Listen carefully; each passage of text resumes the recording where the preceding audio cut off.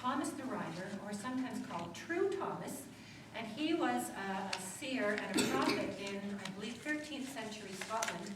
His most famous prophecy was, as long as the thorn tree stands, Ercil Dune will keep its lands. And supposedly sometime after his death, the thorn tree, which was home to the fairy folk, or sacred to the fairies, the thorn tree was cut down, and right after that, all the merchants of Ercil Dune went bankrupt, and the people all lost their lands to the English. So, this is the story of Thomas the Rhymer. Long ago in Scotland, there lived a talented poet and harpist called Thomas the Rhymer. And as a young man, he was a great favorite of the lassies.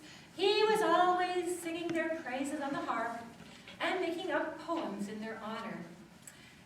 And one day, Thomas was sitting with his back to a great thorn tree, picking out this haunted melody on his harp.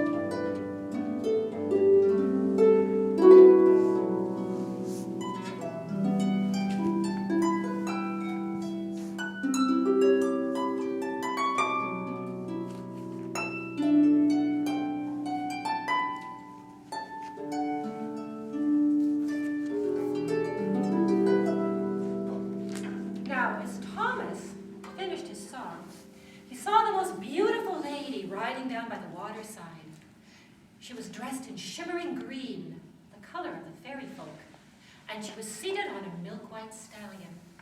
Immediately, Thomas began to sing his most beautiful love songs to try to capture her heart.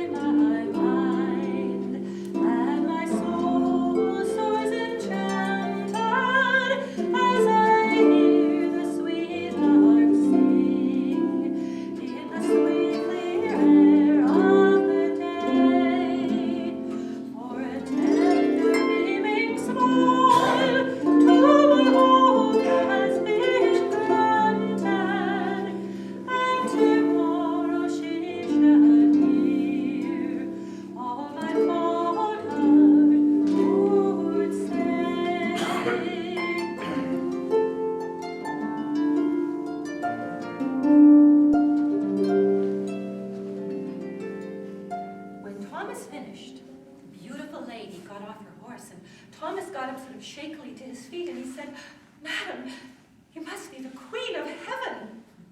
"Oh no, Thomas," she said, "that is not my name, but I am the Queen of fair Elfland.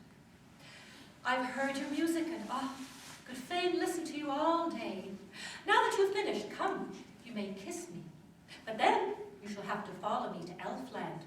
"Oh, that is not a threat that would frighten me," said Thomas.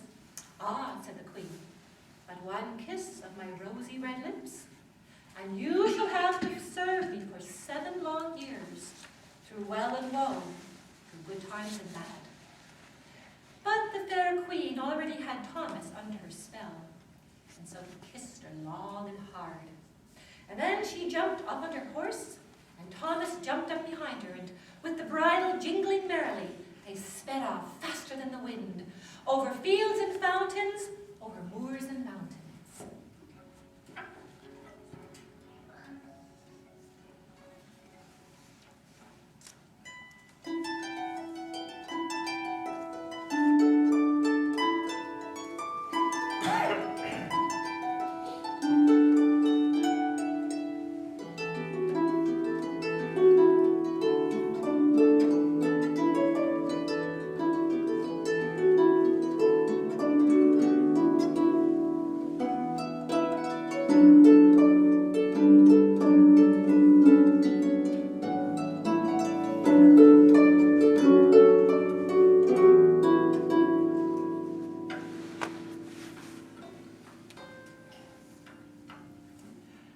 Finally, they came to a fork in the road.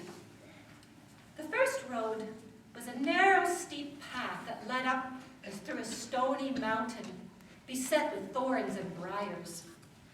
That, said the queen, is the path of righteousness, a path taken by few. The second was a broad, well-traveled path that led through a pretty meadow. That, said the queen, is the busy path of wickedness, a path taken by many. But, Thomas, she said, for singers and poets and lovers of beauty such as you and I, there is a third way.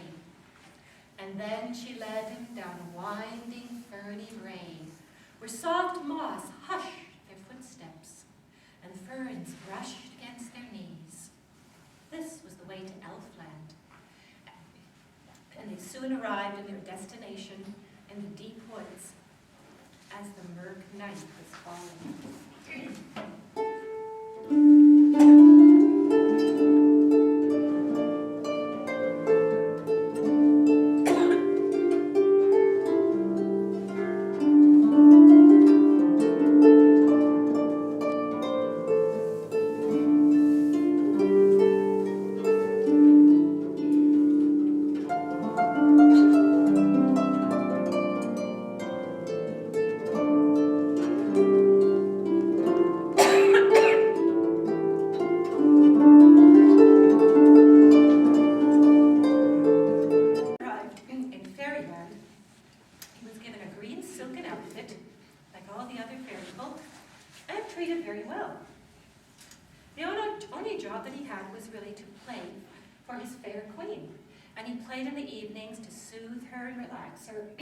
And he played music for her court to dance to in the evenings.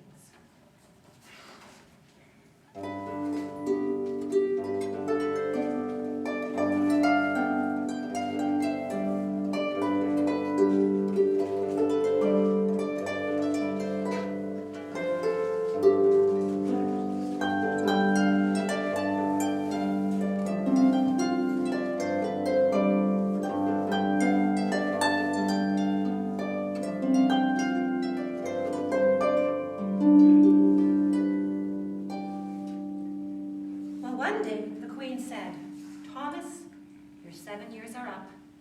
It's time for you to return to Ercildoune. And so she brought him back to the place where she met him, and she said, Thomas, you served me well. I have a parting gift for you. Then she handed him an apple from her orchard. And she said, take this apple and eat it, Thomas. It's the apple of truth. It will give you 2 gifts, the gift of truth and the gift of prophecy. And it will make you rich and famous. Farewell, Thomas. So Thomas returned quietly to Ercildoune. And I say quietly because he was much changed now. Before he ate the apple, he thought to himself, do I really want these fairy gifts? Truth is a 2-edged sword. After all, people don't always want to hear the truth. And as for knowing what the future holds, do we really want to know what's in the future? But he took the queen's advice and he ate the apple. And as I said, he returned quietly because now he could see all those imperfections in those girls that he'd flirted with before. And it was one thing to tell a girl that her hair was golden, but quite another to tell her it looked like a haystack. But Thomas soon got a reputation as a wise man, and soon he was called True Thomas. And he had an uncanny ability to foretell the future. And soon there was a steady stream of visitors, willing to pay him handsomely for his prophecies. But over the years, people had a harder and harder time getting through to him. Often he would sit with a vacant stare in his eyes. For in his mind, he was returning to Elfland and his fair queen. And one night, as Thomas was sitting outside the entrance of his castle, one of his servants came and whispered, Sir, there's a white doe grazing at the entrance of the park gate. Well, Thomas knew that a white doe or white deer could only be a visitor from the other realm. And without a word to anyone, he went into the castle, took his harp where it hung on a hook by the wall, slung it over his shoulder, and then slipped out into the moonlight.